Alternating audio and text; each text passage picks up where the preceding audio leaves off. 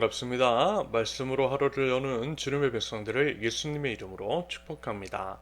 2023년 5월 18일 목요일 오늘 주신 말씀은 민수기 31장 1절부터 24절까지입니다. 여호와께서 모세에게 말씀하여 이르시되 이스라엘 자손의 원수를 미디안에게 갚으라. 그 후에 내가 내 조상에게로 돌아가리라. 모세가 백성에게 말하여 이르되 너와 함께 있는 사람들 가운데서 전쟁에 나갈 사람들을 무장시키고 미디안을 치러 보내어 여호와의 원수를 갚되 이스라엘 모든 지파에게 각 지파에서 1000명씩 전쟁에 보낼지리라 하매 각 지파에서 1000명씩 이스라엘 100만 명 중에서 12,000명을 택하여 무장을 시킨지라. 모세가 각 지파에 1000명씩 싸움에 보내되 제사장 엘르아살의 아들 비느하스에게 성소의 기구와 신호 나팔을 들려서 그들과 함께 전쟁에 보내매 그들이 여호와께서 모세에게 명령하신 대로 미디안을 쳐서 남자를 다 죽였고 그 죽인 자 외에 미디안의 5왕을 죽였으니 미디안의 왕들은 에위와 레겜과 스루와 후루와 레바이며 또 보올의 아들 발람을 칼로 죽였더라. 이스라엘 자손이 미디안의 부녀들과 그들의 아이들을 사로잡고 그들의 가축과 양떼와 재물을 다 탈취하고 그들이 거처하는 성읍들과 촌락을 다 불사르고 탈취한 것, 노력한 것, 사람과 짐승을 다 빼앗으니라. 그들이 사로잡은 자와 노력한 것과 탈취한 것을 가지고 여리고 맞은편 요단 강가 모압 평지의 진영에 이르러 모세와 제사장 엘르아살과 이스라엘 자손의 회중에게로 나아오니라. 모세와 제사장 엘르아살과 회중의 지도자들이 다 진영 밖에 나가서 영접하다가 모세가 군대의 지휘관 그 싸움에서 돌아온 천부장들과 백부장들에게 노하니라. 모세가 그들에게 이르되 너희가 여자들을 다 살려두었느냐? 보라, 이들이 발람의 꾀를 따라 이스라엘 자손을 보레 사건에서 여호와 앞에 범죄하게 하여 여호와의 회중 가운데에 연병이 일어나게 하였느니라. 그러므로 아이들 중에는 남자는 다 죽이고 남자와 동침하여 사내를 아는 여자도 다 죽이고 남자와 동침하지 아니하여 사내를 알지 못하는 여자들은 다 너희를 위하여 살려둘 것이니라.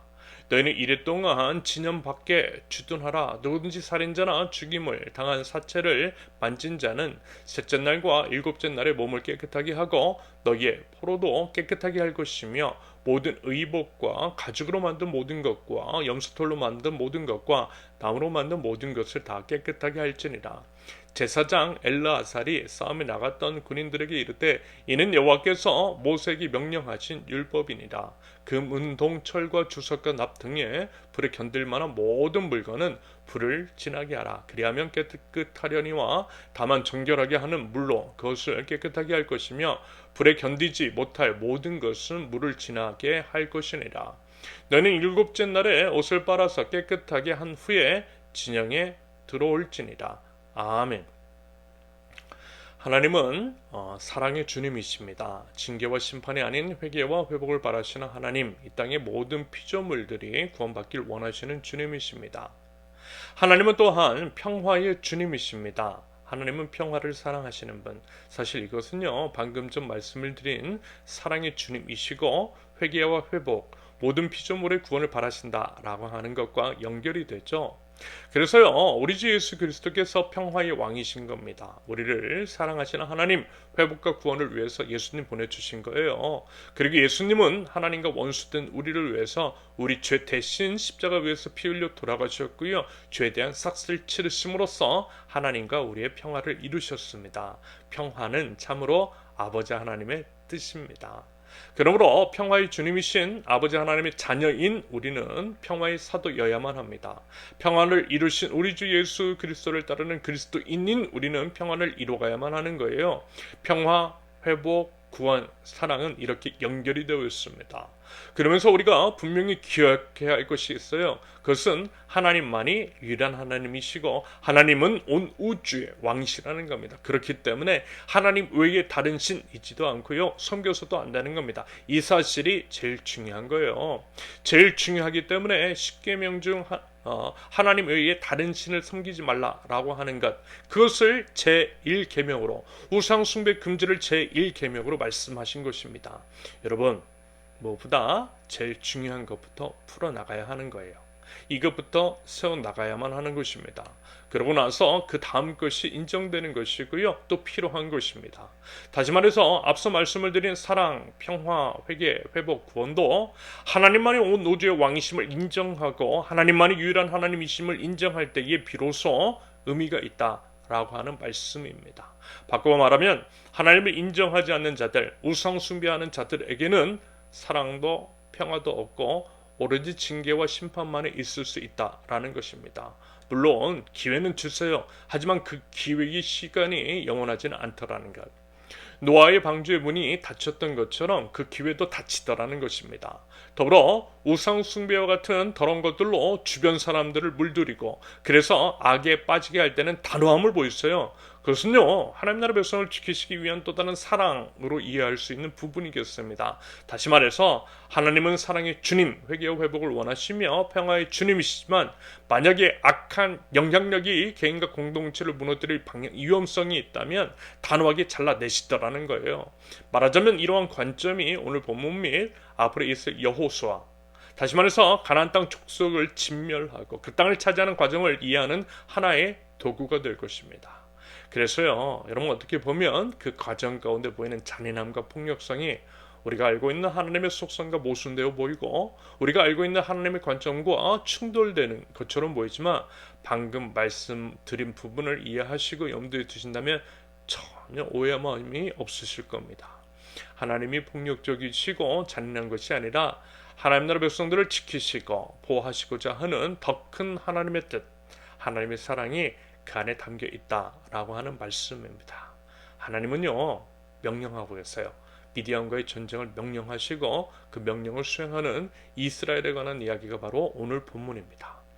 미디안은 누구냐면요, 이스라엘 죄악 가운데 빠뜨린 장본인입니다. 미디안 여인들에게 유혹된 이스라엘 백성이 하나님을 배반하고 그럼으로써 하나님의 징계와 심판이 임했던 민수기 25장의 장면을 우리는 기억하고 있습니다. 말하자면 그 부분에 대한 심판인 거죠. 우상 숭배 척결을 위한 단호함인 것이고 하나님께서 가장 증오하시는 죄악을 완전히 뿌리 뽑기를 원하시는 하나님의 마음이 이 본문 안에 담겨져 있는 겁니다. 여러분, 그런 이유 때문에 진멸하라고 하셨던 거예요. 싹 쓸어 엎어버리라고 하셨던 겁니다. 어쩌면 너무 매정하고 잔인할 수 있는 처사라고 할 수 있겠지만 이해가 가요. 왜요? 작은 틈 하나일 뿐이지만 그 틈 하나가 동굴 전체를 무너뜨릴 수 있기 때문입니다. 아이 처음부터 뿌리 뽑아야지 그렇지 않으면 걷잡을 수 없이 커질 수 있기 때문입니다. 최근 우리나라에서 일어났던 여러 산불들 있잖아요. 정말 막심한 피해를 입혔던 그 산불이 처음에는 아주 작은 불씨에서부터 시작되었다라는 것입니다. 그 작은 불씨를 꺼뜨리지 않으면 상상하기도 힘든 엄청난 피해를 일으키더라는 것이에요. 이런 맥락에서 우리 하나님을 이해할 수 있는 것입니다. 말씀을 드렸듯이 가나안 정복 전쟁은 바로 그 때문인 것입니다. 그리고 여러분, 하나님 나라에는요, 오직 거룩한 하나님 나라 백성만이 존재합니다. 거룩은 흠도 점도 없는 완전함. 그래서요, 거룩을 바라시는 하나님의 마음이 죄에 대한 단호함에 스며 있는 것임을 기억하실 수 있기를 바랍니다. 우리도요, 죄에 대해서 그래야만 한다라는 것입니다. 그러면서 8절을 보면 낯이 익은 이름이 하나 나와요. 부올의 아들 발람. 여러분 기억하시죠? 10분의 아들 발락, 모압 왕 발락이 총을 들고 이스라엘 백성을 저주하였지만 도리어 축복을 했던 발람. 그때 발람은요, 분명 하나님께 인정받았어요. 비록 하나님의 선지자는 아니었고 그 당시 우상 숭배하는 점술가이긴 했지만 그때만큼은 하나님께 순종했고요. 그래서 생명을 건질 수 있었다라고 말씀을 드렸습니다. 그런데 지금 보니까 아닌 것 같다라는 겁니다. 결국 그는 다시금 우상 숭배의 길로 들어섰고요.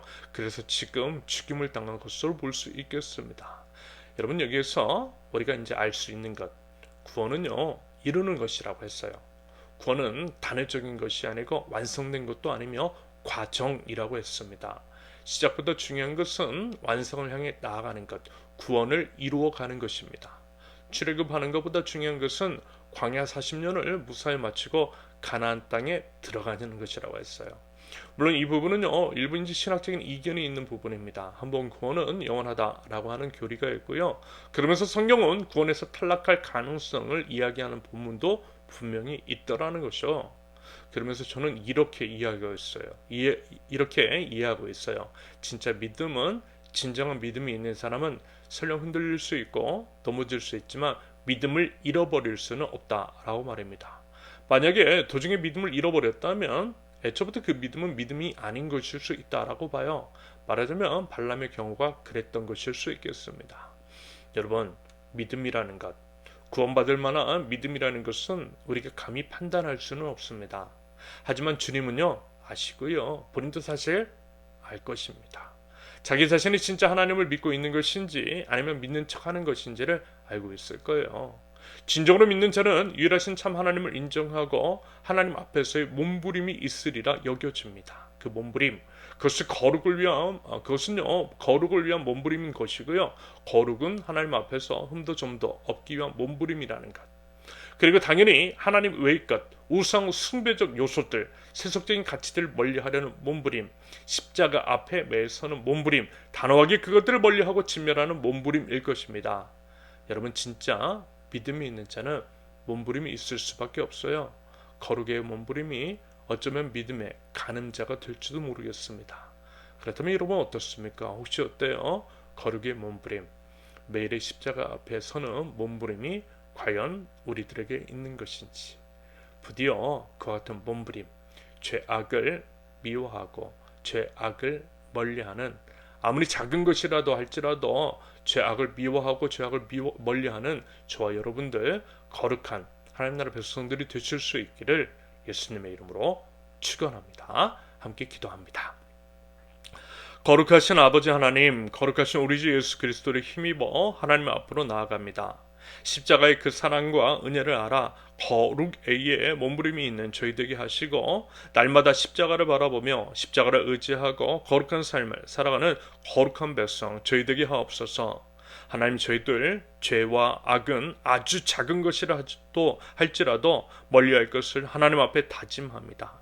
인간적인 생각이 아니라 거룩하신 하나님의 관점으로 모든 것들 바라보게 하시고 단호하게 죄악들을 끊어낼 수 있는 용기와 믿음과 결단을 허락하여 주시옵소서. 하나님, 저희들 하나님보다 다른 것들을 결코 앞세우지 않는 참 믿음과 용기를 허락하시사 하나님께서 인정하시는 참 믿음의 사람, 거룩한 하나님의 백성들 될 수 있도록 하나님 저희를 인도하여 주시옵소서. 예수님의 이름으로 기도합니다. 아멘.